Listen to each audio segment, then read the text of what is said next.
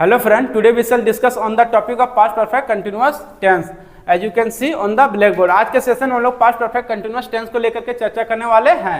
पहले पहचान के माध्यम से देखेंगे, उसके बाद फॉर्मूला और थर्ड में फिर सेंटेंस के माध्यम से एक एक करके हम लोग इसको डिटेल में समझने का प्रयास करेंगे। चलिए शुरू करते हैं। पहले इसके पहचान को देख लेते हैं पास्ट परफेक्ट कंटिन्यूअस टेंस का। इसका पहचान क्या होता है? जिस वाक्य के अंत में जिस वाक्य में से रहा था, से रहे थे और से रही थी, ये आपको देखने को जनरली मिलेगा। जैसा कि आप सेंटेंस के माध्यम से भी आप देख सकते हैं। जैसा कि यहाँ पर हमने पॉजिटिव में सेंटेंस है, वो सुबह से किताब पढ़ रहा था, यहाँ पर आपको देखने को मिलेगा से भी मिलेगा और क्या रहा था, ये भी आपको सेंटेंस में देखने को मिलेगा। और पास्ट कंटिन्यूअस जो होता है और जो पास्ट परफेक्ट कंटिन्यूअस, दोनों में क्या होता है? रहा था लास्ट में रहे थे और रही थी, ये तो आपको देखने को सेम मिलेगा। लेकिन इसमें आपको क्या मिलेगा? से वर्ड एक्स्ट्रा आपको मिलेगा। किसमें? पास्ट परफेक्ट कंटिन्यूअस टेंस में, है ना। ये आपको देख करके समझ में आ जाएगा कि ये सेंटेंस किसके अंतर्गत है?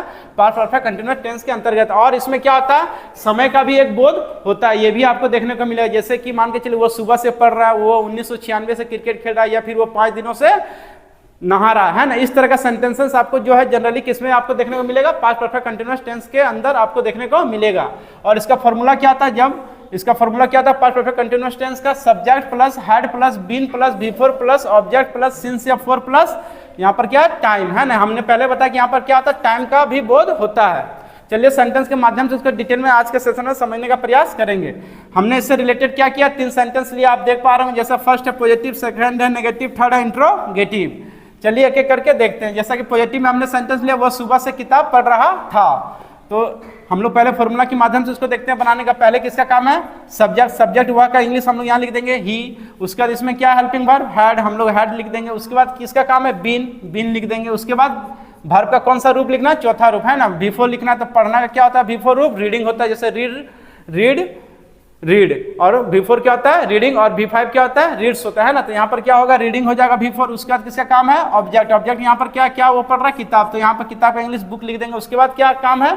सिंस और फॉर का काम है। तो यहाँ पर देख पा रहे होंगे, हमने पहले बताया कि जैसे वो सुबह से रहेगा तो उसके साथ हम लोग सिंस लगाएंगे। अगर वो ईस्वी का डिनोट है, जैसे वो 1996 से खेल रहा है, तो उस केस में भी हम लोग क्या लगाएंगे? सिंस का यूज करेंगे। और अगर रहेगा जैसे वो 4 दिनों से क्रिकेट खेल रहा है, तो 4 दिनों से रहेगा, तो उस केस में हम लोग क्या करेंगे? फॉर का यूज करेंगे। तो यहाँ पर हमने क्या लगाया? सिंस। देख पा रहे हैं इसलिए क्योंकि यहाँ पर क्या है? सुबह से, इसलिए हमने यहाँ पर क्या लगाया? सिंस। उसके बाद क्या करेंगे? सुबह का इंग्लिश हम लोग मॉर्निंग लिख देंगे। फिर नेक्स्ट है नेगेटिव। तो पॉजिटिव से नेगेटिव जब बनाएंगे तो इसमें भी ज्यादा आपको कुछ चेंजेस देखने को नहीं मिलेगा हिंदी में। जैसा कि जैसे वो सुबह से किताब पढ़ रहा था, वो सुबह से किताब नहीं पढ़ रहा था, केवल इसमें आपको एक वर्ड एक्स्ट्रा क्या दिखेगा? नहीं वर्ड दिखेगा। तो हम लोग इंग्लिश भी जब बनाएंगे हिंदी से, इसमें भी हम लोग ज्यादा कुछ चेंजेस नहीं करेंगे, केवल क्या करेंगे? नहीं का इंग्लिश हम लोग नॉट केवल लगा देंगे। जैसा कि यहाँ पर क्या करेंगे? ही हैड हेल्पिंग वर्ब के बाद क्या करेंगे? यहाँ पर हम लोग नॉट प्लेस कर देंगे। Not been reading book since morning. जैसा कि आप लोग देख पाएंगे यहाँ पर हमने क्या लगाया? केवल एक्स्ट्रा वर्ड एक नॉट लगाया है। फिर इंट्रोगेटिव जब बनाएंगे तो हम लोग इंट्रोगेटिव में क्या करेंगे? ज्यादा कुछ हम लोग को चेंजेस करने की आवश्यकता नहीं, केवल सब्जेक्ट के बाद जो हेल्पिंग वर्ब रहेगा हैड, हम लोग उसको क्या करेंगे? इसको आगे प्लेस कर देंगे। हैड को जब आगे लिख देंगे तो उसके बाद क्या बच गया? ही। उसके बाद यहाँ पर नहीं था इसलिए नॉट लिखे, तो यहाँ पर नहीं को नहीं उतार, इसलिए हम लोग नॉट को नहीं लिखेंगे। उसके बाद क्या करेंगे? Been reading book since morning. Same उसी प्रकार हम लोग इसमें उतार देंगे, ज्यादा कुछ चेंजेस हम लोग नहीं करेंगे, है ना।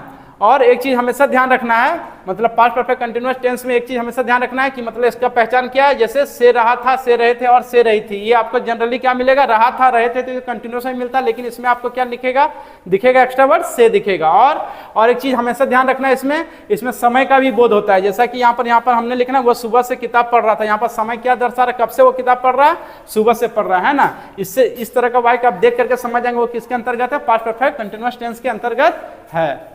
I hope you have understand this topic very well. Thank you so much. Again, we shall meet in next video. And I want to tell you one thing, that if you are new in this video, please subscribe my channel and press the bell icon. And do not forget to like, comment and share also.